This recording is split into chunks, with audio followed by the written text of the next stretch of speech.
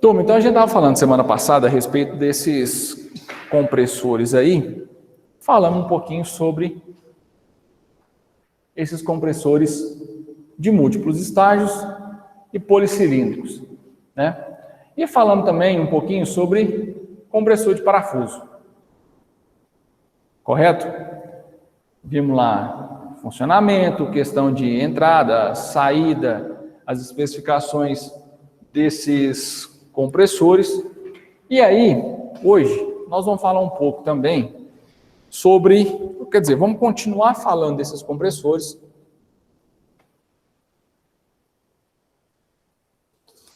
E vamos falar de mais alguns recursos que eu tenho quando eu falo a respeito de compressor de parafuso e outros tipos de compressor. Então vamos lá. Só ligar esse negócio aqui, que aí eu consigo ver o chat. Aqui, beleza.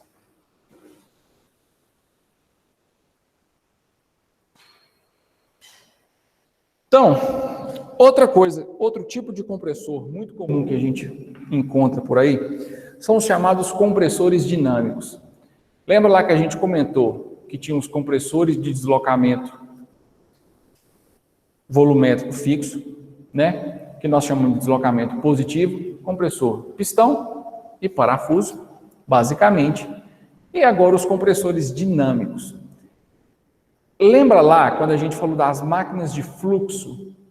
O que era uma máquina de fluxo? Vocês lembram?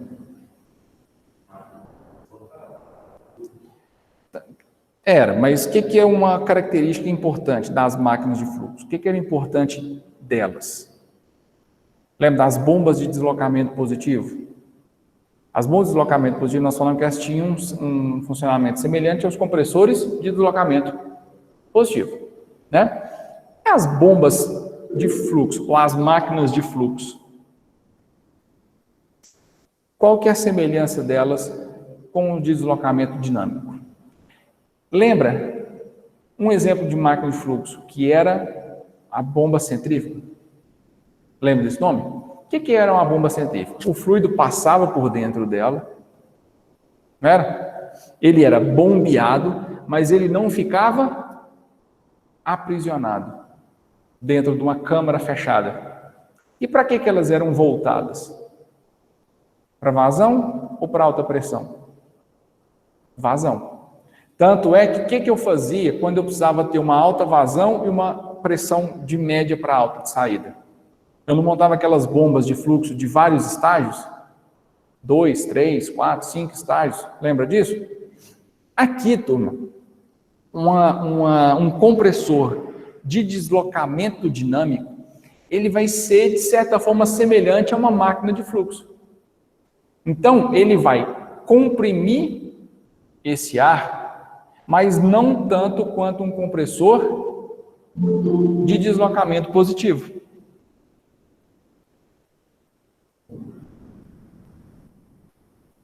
Ou seja, eu tenho uma elevação de pressão por meio de uma conversão de energia cinética em energia de pressão.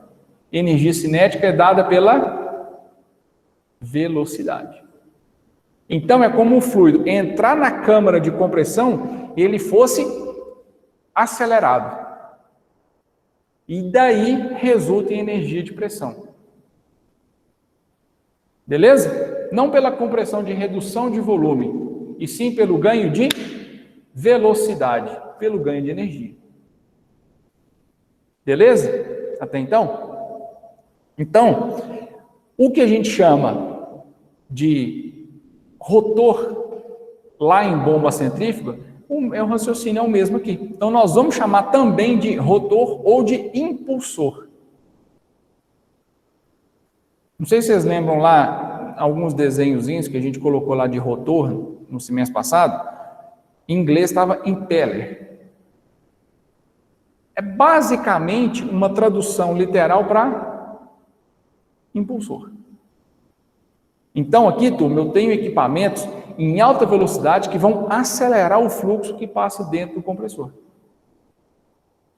resultando assim num aumento de energia, que foi a velocidade que nós comentamos aqui. Então, turma, esse ar ele vai ser acelerado dentro da máquina, dentro do compressor. Certo? Só que ele não é acelerado de qualquer jeito. Eu preciso, então, fazer um direcionamento desse escoamento. E esse direcionamento do escoamento vai fazer com que eu perca velocidade, mas aumente em pressão. Beleza? Agora, como que esse cara é?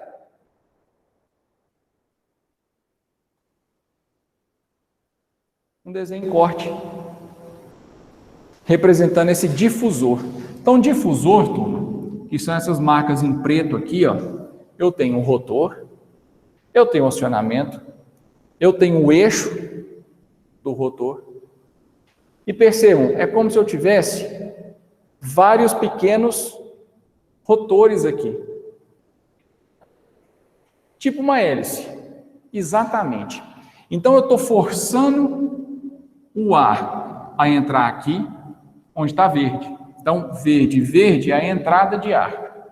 Ao mesmo tempo que eu estou acelerando esse escoamento de ar por dentro desse difusor, o que eu estou fazendo com ele? Concordo que eu estou freando ele? Então, eu estou acelerando e, ao mesmo tempo, criando uma resistência à passagem dele. Certo? Como eu estou acelerando e, ao mesmo tempo, criando uma resistência à passagem, dentro desses canais aqui, ó, o que eu estou fazendo com a pressão? Elevando ela. Certo? Então, essas cores estão representadas aqui para simbolizar verde, onde eu tenho baixa pressão e alta velocidade. Lá onde está em vermelho, eu ainda tenho uma velocidade alta, porém menor do que no início, porém eu tenho uma pressão de saída mais elevada do que a pressão de entrada. Boa. O que eu faço com a temperatura do ar à medida que isso ocorre? A temperatura aumenta ou diminui? Aumenta. Então, é um tipo de compressor, assim como os outros também, que pela elevação de pressão ele ganha em temperatura.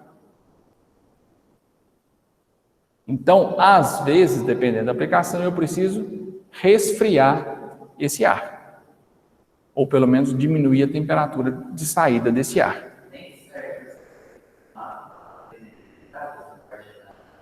Tem. Principalmente componente pneumático. Componente pneumático, não é interessante que o ar chegue quente. Principalmente por questão de condensação e também por questão de, vamos dizer, de concentração desse ar. Então, você vai ter dano em êmbolo, em vedação, em componentes internos que o ar quente, ele não é recomendado. Ele tem menor eficiência do que o ar mais frio. Certo? Outro exemplo, quando a gente fala em turbocompressor. O que é o turbocompressor?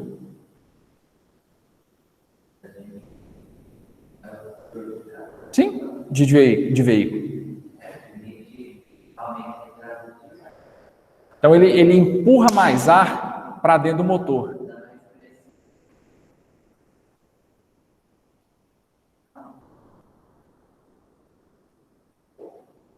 Certo? Só que o que acontece?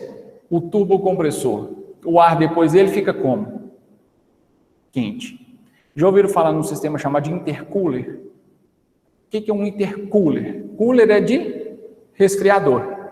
Então é um radiador que tem entre a turbina e o motor. Simplesmente para diminuir a temperatura do ar que sai da turbina. Para que isso? Para aumentar a eficiência da queima de combustível. Um ar mais frio, ele tem maior concentração de oxigênio. Não, tem uma perda de pressão. Tem uma perda pequena de pressão. Mas o ganho em temperatura é maior, na verdade. Certo? Então, está aí um exemplo de um tipo de compressor de deslocamento dinâmico.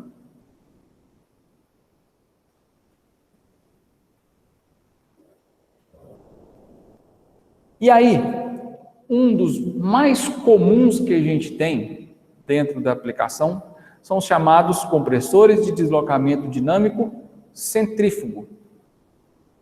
Como o próprio nome já diz, são aqueles que a descarga vai ser de uma forma radial em relação à posição do rotor. Então, se eu tenho um rotor aqui, ele está saindo radialmente a ele. Certo? Vamos pensar num exemplo de um ventilador desse. O fluxo de ar é radial ou axial? Então, quando passa por dentro do rotor, assim, ó, nesse sentido, é axial. Se ele estiver saindo perpendicular, vamos dizer assim, ao rotor, seria centrífugo ou radial. Beleza? Então, o ar, turma, ele vai ser aspirado para dentro do rotor, rotativo. Então, nesse caso, não existe ele de movimento linear ou alternativo. Então, ele sempre será rotativo, tá? Vai possuir as lâminas de formato radial, de forma a deslocar esse ar por força centrífuga. Então, pense no exemplo de uma bomba centrífuga. Lembra lá que a gente viu bastante? Um compressor centrífugo, gente, ele tem o mesmo princípio de funcionamento. Então, esse movimento radial, ao mesmo tempo que eu tenho um aumento de pressão, eu tenho um aumento de velocidade. Bom,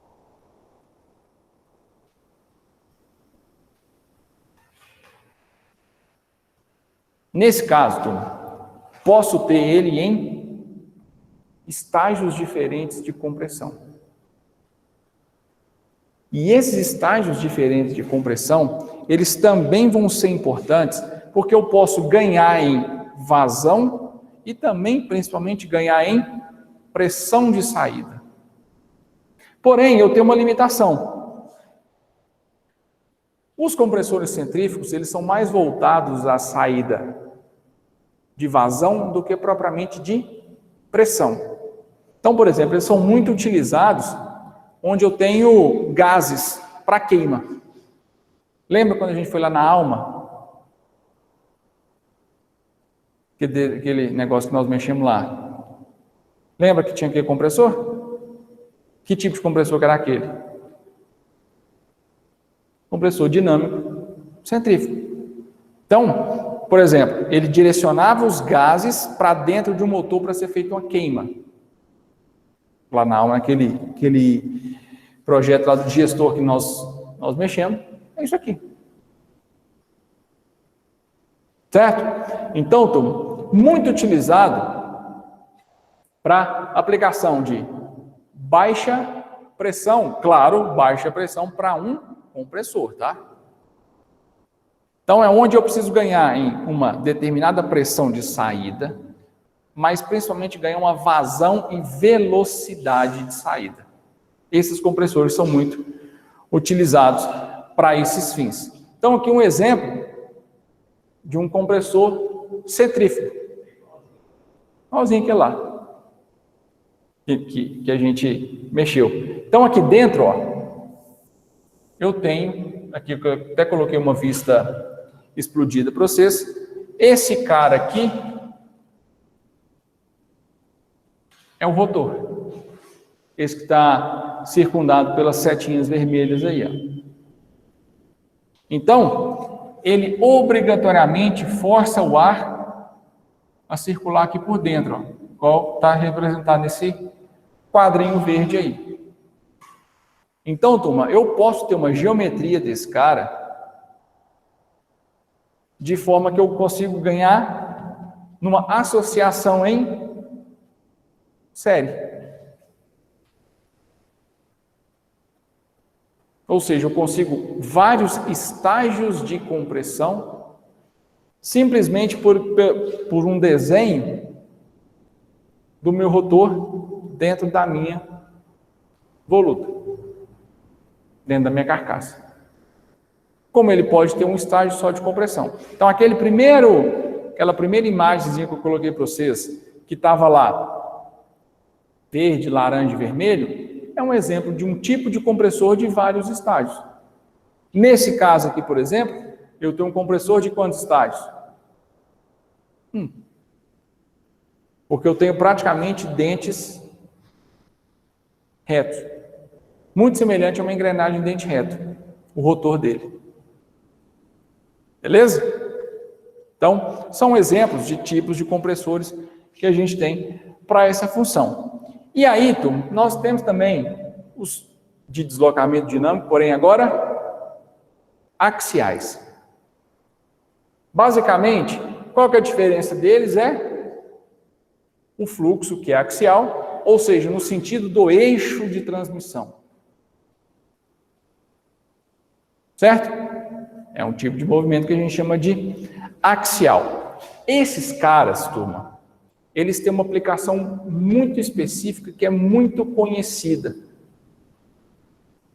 Onde vocês acham que esses caras aplicam muito?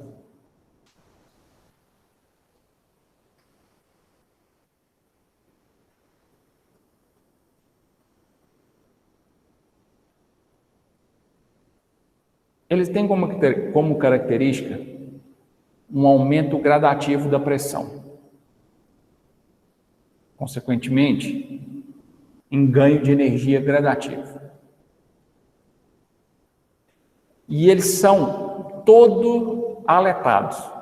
Ou seja, eu tenho aletas ao longo desse eixo desse compressor que vai proporcionar com que esse fluxo de ar que passa por ele vá ganhando pressão de uma forma gradativa e não abrupta. Então, obrigatoriamente, ele tem vários estágios de compressão. Quem já viu um desse aqui? O que é isso aqui? Pessoal daí de casa, sabe o que é isso?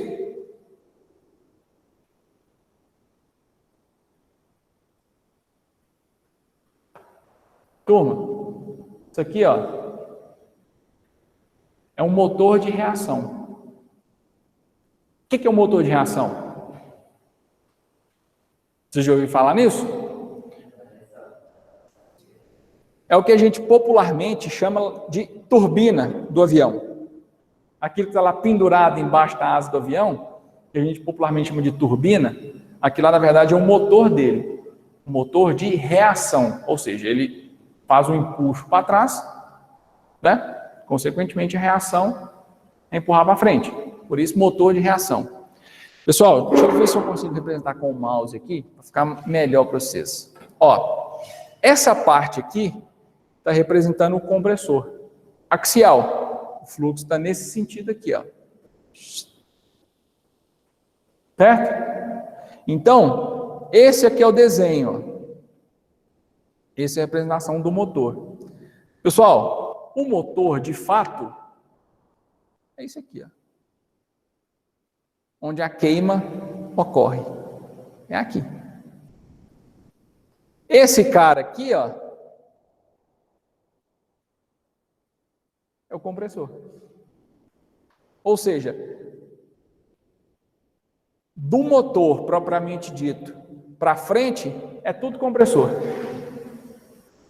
Ou seja, ele aspira o ar, succiona o ar aqui, vai comprimindo, ganhando energia e ganhando pressão, até chegar aqui dentro do motor, que está aqui, nessa região, onde ocorre a queima. Esses gases que estão aqui vão ser liberados, certo? Que vão acionar quem? A turbina. Então, a turbina, propriamente dita, é só essa parte aqui, ó. Só que eu tenho um eixo que liga isso aqui tudo, ó. Então, quanto mais a turbina gira, mais quem gira? O compressor. Então, fica um ciclo fechado. Quanto mais ar entra, mais ar vai sendo pressurizado, mais ar eu tenho na queima. Então, tende a ser uma mistura rica na queima, que gera gases. Então, quanto mais queima acontece, mais gases a alta velocidade eu tenho. Esses gases vão tocar essa turbina, que ao mesmo tempo gira mais o compressor, que aspira mais ar, e então vira um sistema fechado. Entendido isso? Então, turma, um exemplo muito grande de compressor de deslocamento dinâmico axial são nos motores a reação, que essa parte da frente todinha aqui, ó, é o compressor propriamente dito. Então, estão vendo que eu tenho vários rotores com as lâminas e elas vão diminuindo tanto de tamanho e aumentando, às vezes, na quantidade. O próprio rotor vai diminuindo, eu vou criando um afunilamento aqui. Esse afunilamento é um método de compressão de um compressor axial. Então está aqui, ó, uma representação. Então eu tenho a parte de compressão propriamente dita. Eu tenho as câmaras de combustão. E aqui eu tenho a turbina na parte traseira. Essa turbina tem um eixo ligado à parte de compressor.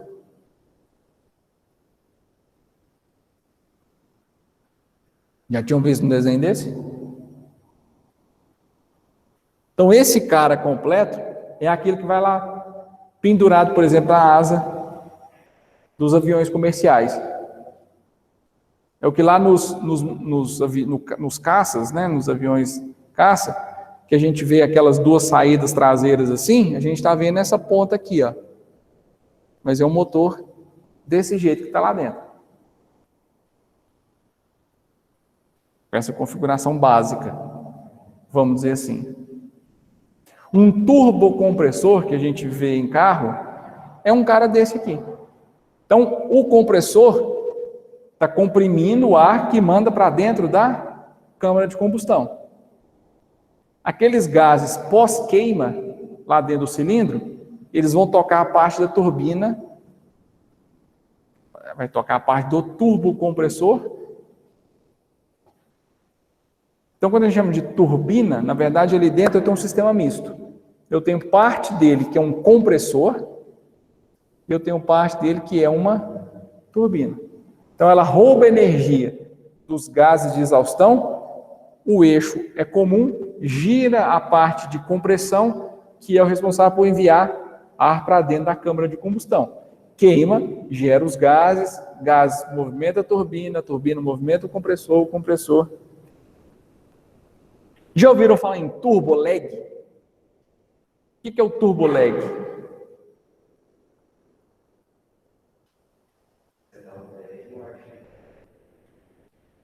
Exatamente. Principalmente em baixa rotação, ou numa mudança de marcha, por exemplo, que pode acontecer, mas geralmente em rotações mais baixas. O que é um turbo lag?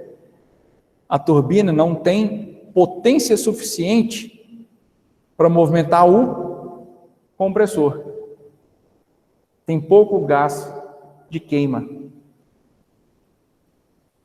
Por isso que isso acontece em rotação baixa. Rotação alta, você tem gás a toda hora. Certo? Então, esse é um exemplo de compressor de deslocamento dinâmico axial. Lembrando, gente, que o compressor é essa parte aqui, tá? Isso, e isso já não é mais compressor.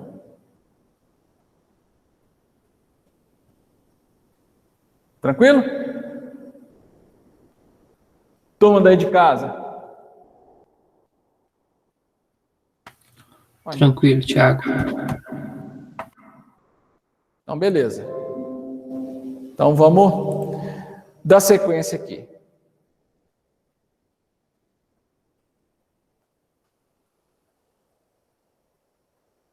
Esses mouse tá tudo doido. E aí, turma, esses são os tipos de compressores mais comuns que a gente tem.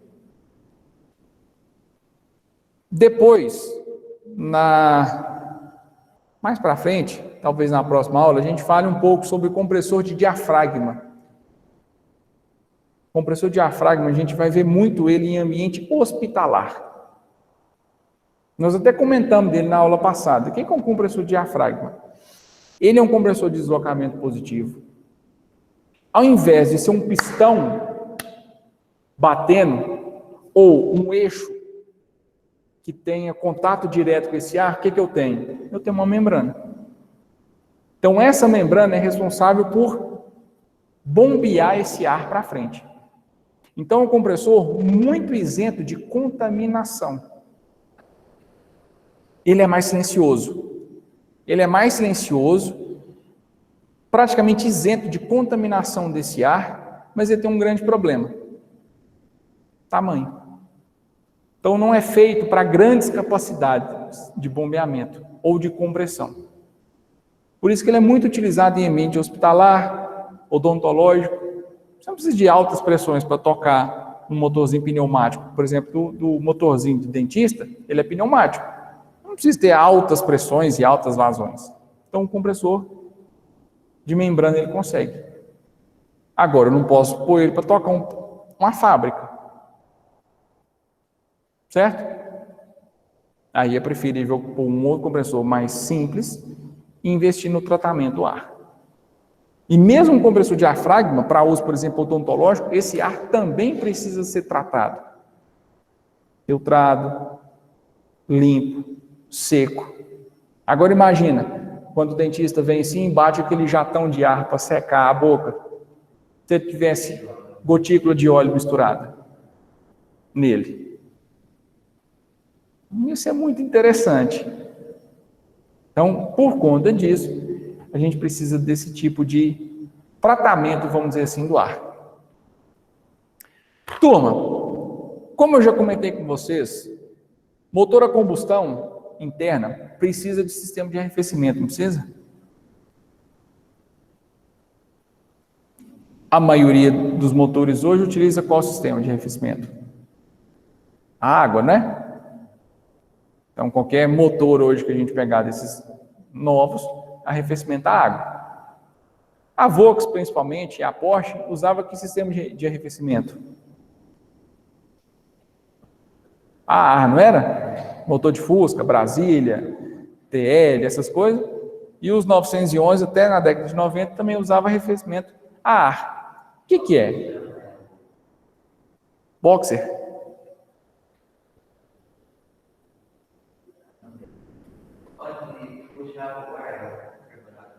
Não, ventoinha, o radiador.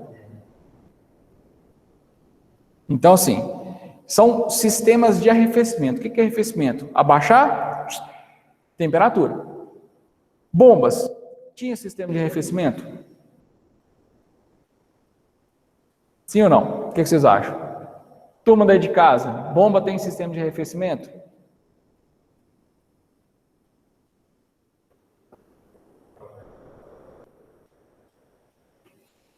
O que acontecia?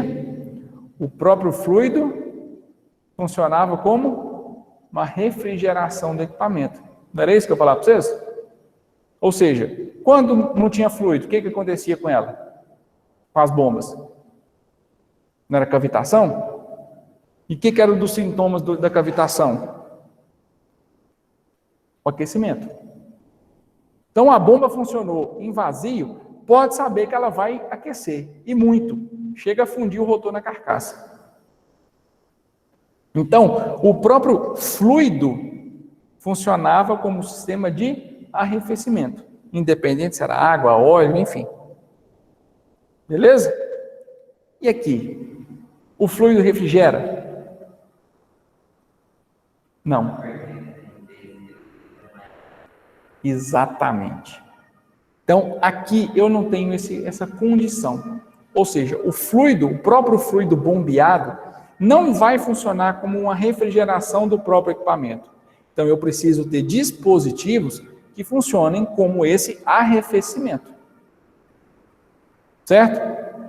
E aí, assim como nos motores a combustão, aqui eu também tenho por ar ou por água.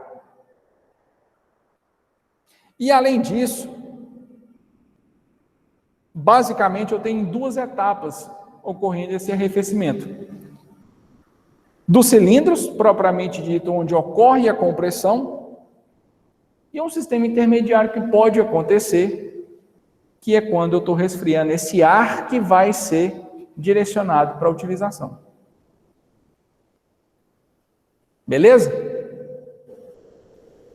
Tranquilo?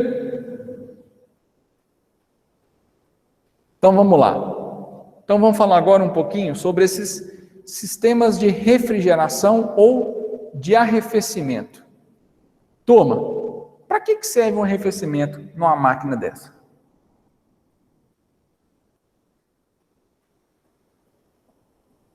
Primeiro, temperatura dos componentes mecânicos, válvula, virabrequim,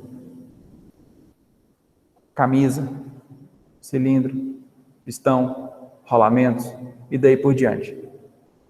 Beleza? Então, o primeiro sistema é para refrigeração dos componentes mecânicos. Segundo, manter o que na temperatura ideal de trabalho? O óleo lubrificante. Os compressores que nós vimos, todos eles têm óleo lubrificante, concordam? Rolamento, virabrequim, nas pontas de eixo. Então eu preciso manter esse óleo numa temperatura ideal. E terceiro ponto, que eu venho falando aqui, inclusive nessa aula, do ar comprimido. Então, eu tenho que garantir, além de tudo isso, um ar de qualidade.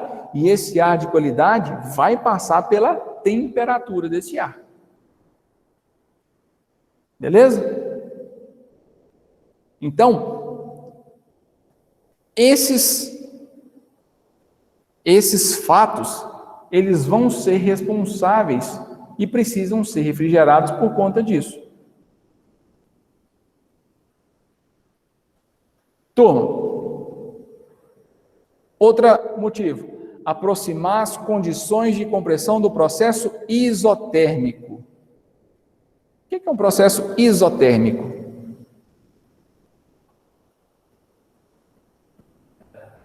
Como? É um processo que vai manter a temperatura de forma a não ser uma variável que vai afetar o desempenho. Ou seja, eu tenho que garantir que eu não vou ter prejuízo no meu sistema de compressão por oscilações de temperatura. Beleza? Terceiro ponto. Desgaste dos equipamentos. Equipamento sem sistema de refrigeração, equipamento mecânico, dá problema? Dá problema. E essa refrigeração ela pode ocorrer tanto pelo lubrificante, quanto por troca térmica com o ambiente, concorda? Sim ou não? Outro detalhe, eficiência. Então, são tópicos importantes para que a gente garanta que eu preciso garantir um resfriamento, um arrefecimento, uma refrigeração dos componentes de forma a garantir qualidade, confiabilidade, durabilidade, baixo desgaste e um ar de qualidade. Então, só isso que eu preciso de arrefecimento no compressor. Agora, turma, vamos começar falando do resfriamento dos cilindros de compressão. O compressor esquenta. Na hora que ele estiver funcionando lá, compressor de pistão, chega lá e põe a mão próximo, não precisa encostar não. Só põe a mão próximo assim. Esquenta, não esquenta? Aquele diabo só mexe com ar. Por que esquenta tanto? Então, turma, altas temperaturas são inerentes do processo de funcionamento de um compressor. Ele vai esquentar, então eu preciso resfriar ele. Então eu vou ter aquecimento. Nos cilindros, por exemplo, quando eu estou falando de deslocamento positivo, eles vão ter uma alta carga térmica atuando sobre eles. Então eu preciso garantir, primeiro, dimensionamento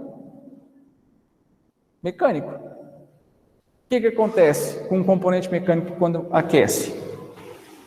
Não dilata? Como que eu vou garantir uma tolerância dimensional com um equipamento que não está, que está ou muito quente ou muito frio? Será que ele vai manter a tolerância dimensional dele? Não vai. O óleo lubrificante vai manter as qualidades dele, as características dele, trabalhando numa temperatura fora do que ele precisa? Também não vai. Turma, quando a gente está falando, por exemplo, de veículo, né, vamos pensar no motor de combustão interna. Qual que é a fase de funcionamento do motor onde ele mais se desgasta? Não é quando ele está frio? Por quê?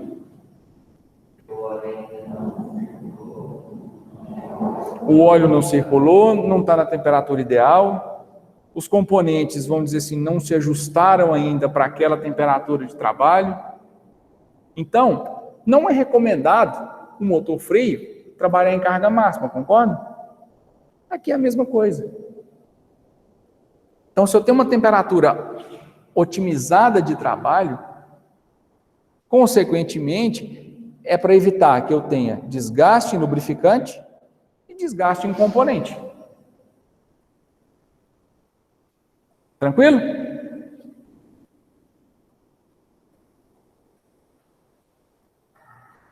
Então, turma, existe a refrigeração à água. A refrigeração à água, a gente encontra em compressores? Encontra. Encontra em compressor de pistão? Encontra. Só que tem que ser em compressores, geralmente são utilizados em compressores muito grandes.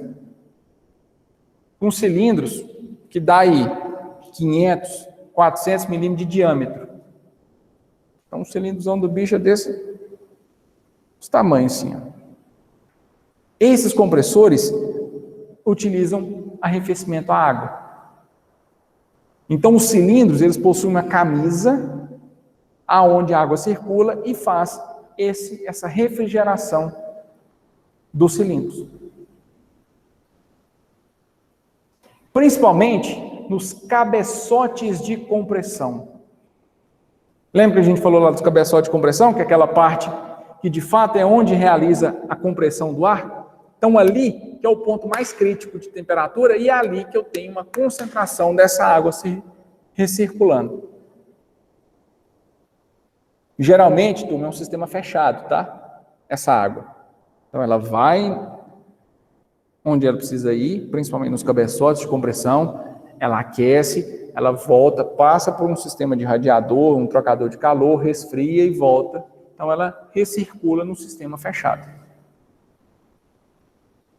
Ganhando e perdendo temperatura à medida que ela vai trabalhando.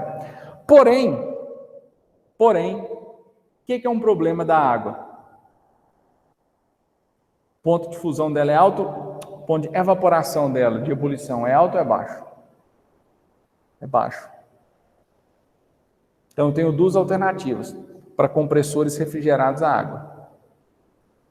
Primeiro deles, eu trabalho com ela numa pressão suficiente para garantir que ela não vá vaporizar, ou eu tenho que resfriar essa água.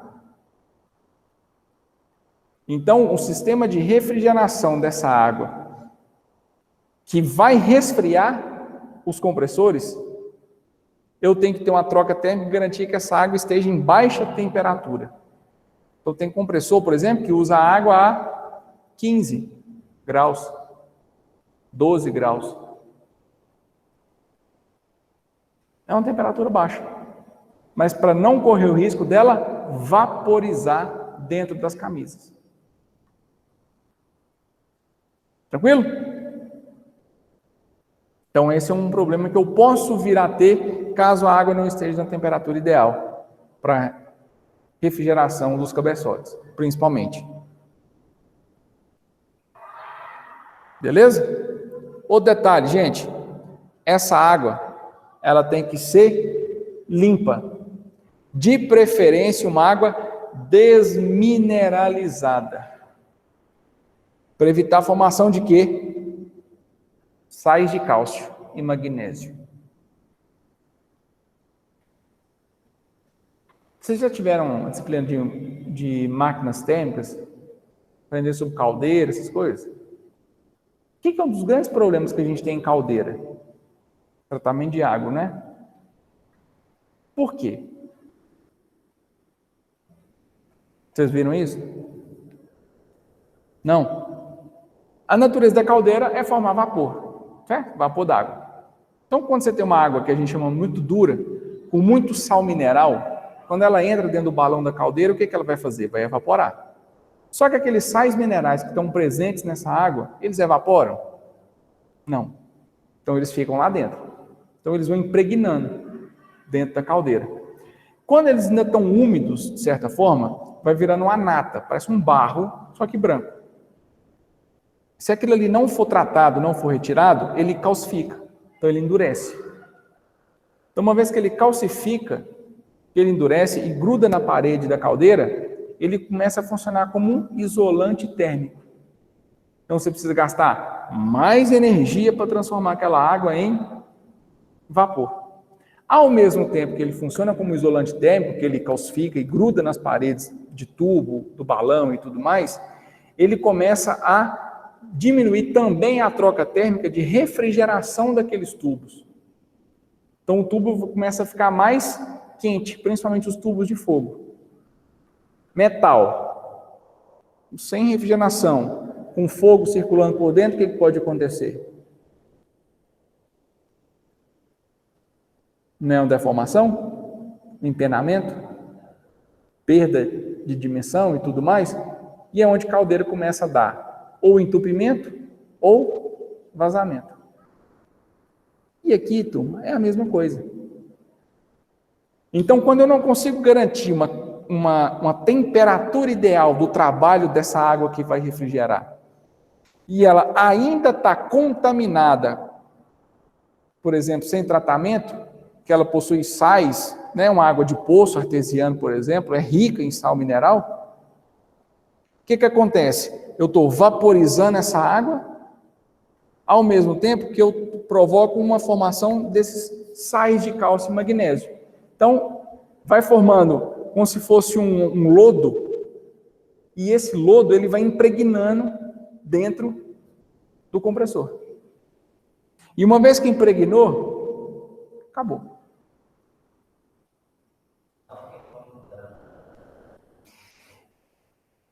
Existem alguns tipos de lavagem química. Você faz uma lavação química com ácido e depois você vem com um material um pouco mais básico, neutralizando aquele ácido que ainda resta. Só que não garante, não volta 100% a originalidade. Você acaba contaminando o metal, você acaba contaminando as camisas, contamina o sistema, porque você circula no próprio sistema. Então, assim, resolve parte, mas não resolve 100%. O ideal é não deixar impregnar. Certo? Por ser um sistema fechado, mesma coisa. Quando você está no carro e a água do radiador baixa, você vai lá e põe a água da torneira. Você condenou aquele radiador. Uma hora ele vai furar. Não sei se você já viu o caso de radiador furado ou sistema de arrefecimento de carro mais antigo, que às vezes ele dá uma borrinha branca. Dá tipo uma nata. Aquilo ali é contaminação por sal de cálcio.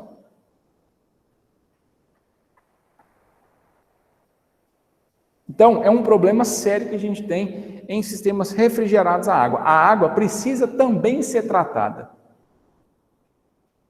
O ideal, de novo, é que seja uma água desmineralizada. Ou destilada, ou enfim. Então você tem que tratar ela tanto de temperatura quanto de impureza. Por isso que não é tão comum sistemas de resfriamento à água, porque ele é mais complexo. Então são utilizados para grandes compressores. Compressores menores não utilizam refrigeração à água. Esses mais comuns do dia a dia. Tranquilo? Então, turma, eu também preciso garantir que essa água não falte. Então, pensa bem as complexidades que a gente tem. Pode contaminar, tem que estar dentro da temperatura ideal e não pode faltar. Seja por falta de uma recirculação, seja por entupimento de algum canal, seja por uma queda de energia, por qualquer motivo que seja. Então, esses caras aqui, ó, são exemplos de compressores refrigerados à água. Esse aqui é um que eu já trabalhei com ele, ó.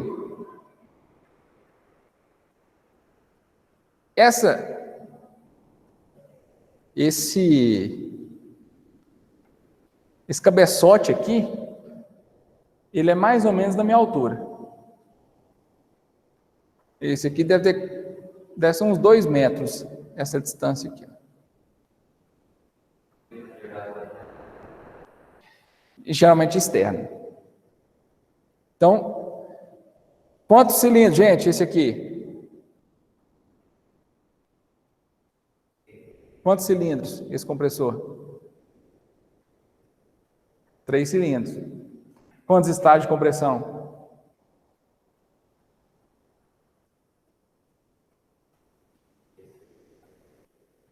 3 também. Ó, primeiro estágio, segundo, terceiro. Olha o fio de ar dele aqui na sucção. Esse aqui é o fio de ar. Esse tamanho assim. Diâmetro assim, tamanho assim. Então, succiona o ar, primeiro estágio de compressão. Esse aqui manda para esse. Segundo estágio de compressão, manda para esse, para a linha. Carrega na linha.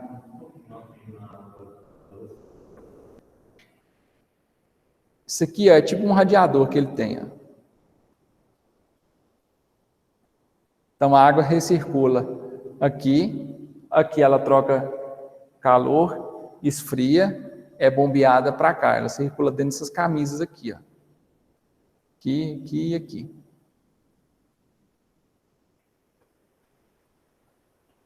Certo? E aqui você tem um motor aqui que toca esse cara aqui. Aqui a polia dele, ó. Então aqui eu tenho um virabrequim e as hastes aqui, ó. Um cara desse aqui já quebrou o virabrequim comigo. Partiu no meio.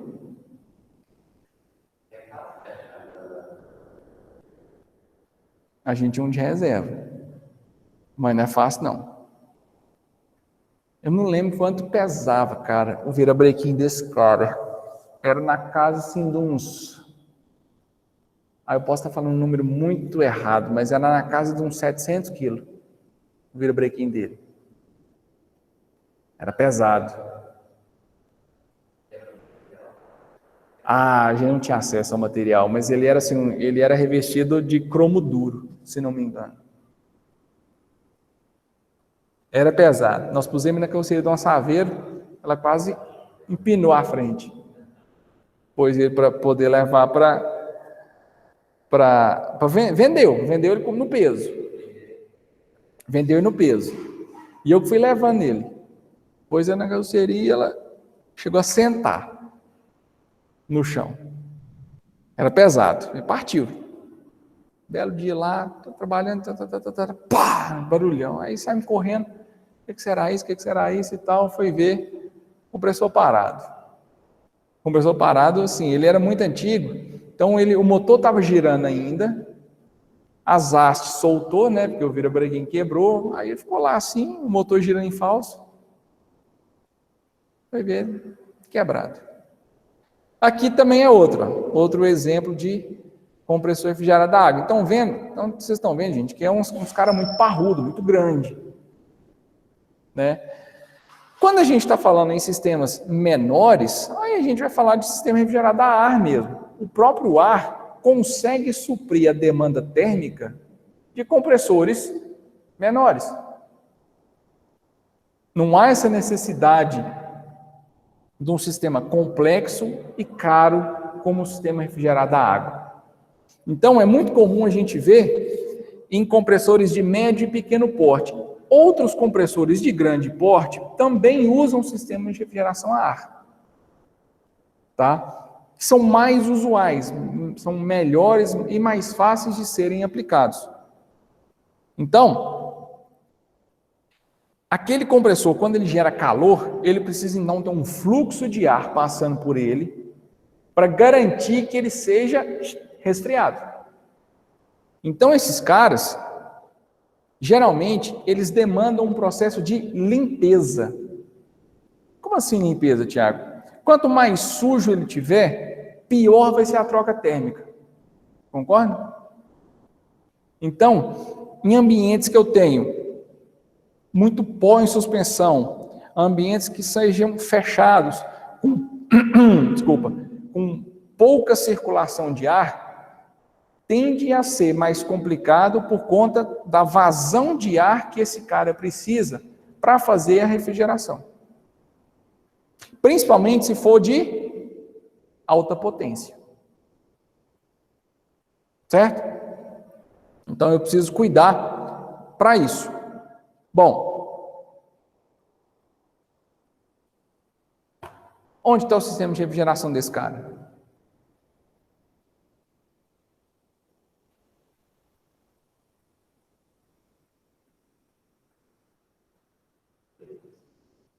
Está vendo essas aletas aqui, ó?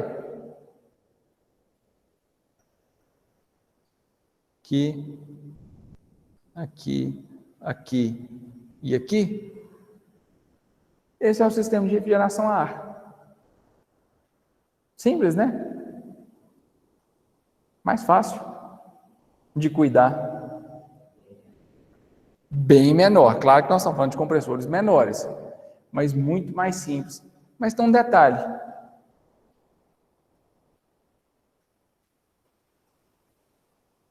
Está vendo isso aqui, ó? A polia é uma hélice. Ou seja, o próprio movimento do compressor já faz com que ele já vai girar a polia para transferir movimento para o virabrequim, concordam? No caso, por exemplo, desses compressores a pistão. Então, o desenho da polia já em formato de hélice, que ela já faz com que ela puxe ou empurre o ar, dependendo de como esse cara vai se movimentar, mas ela mesmo já força a passagem do ar pelas aletas de refrigeração. Geralmente 2 ou 3. Mas depende do tamanho do compressor. Tem compressor até de 5 canais. Estou valendo. Então, turma, o sistema mais comum de se encontrar, refrigeração a ar, onde a própria polia funciona como uma hélice para forçar o fluxo de ar ambiente a passar por essas aletas. Então aqui não tem tratamento desse ar, não tem uma temperatura certa que ele precisa ter. Única restrição maior em relação a pó, claro, se eu for impregnando de pó nessas aletas, a troca térmica vai ficar muito deficiente. Certo? E outra coisa é o ambiente onde esse compressor está montado. Então, não posso pegar um cara desse e confinar ele. Senão, não vou ter de onde puxar esse ar para fazer a troca térmica. Beleza? Fora isso, um sistema muito mais simples, mais barato e mais fácil de ser resfriado ou arrefecido. Tranquilo? Amanhã, Marcos, tarefa sua. Não sei se você tem acesso a compressor lá na CEMIL, mas você já comentou que tem acesso a compressor lá, na Trux, Hélio.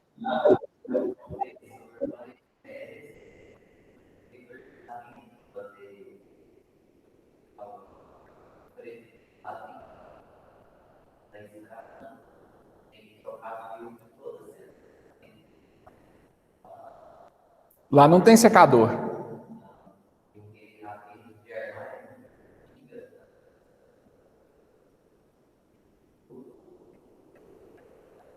Mas o problema, não só pelo compressor em si, eu já fui lá não tem tratamento nenhum do ar. Então o ar vai para o reservatório, do reservatório, linha. E arrasta aquela umidade inteira com ele. Mas em relação ao arrefecimento do compressor, amanhã você chega lá e dá uma olhada na polia dele, na polia do virabrequim. Você vai ver que ela é em formato de hélice. Aí você dá uma olhada nisso lá amanhã, você vai lembrar. Pessoal de casa, alguém acha que ia comentar alguma coisa?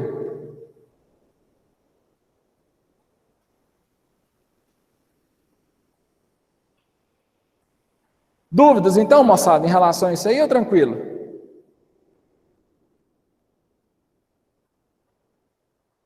Vocês aí de casa? Tranquilo?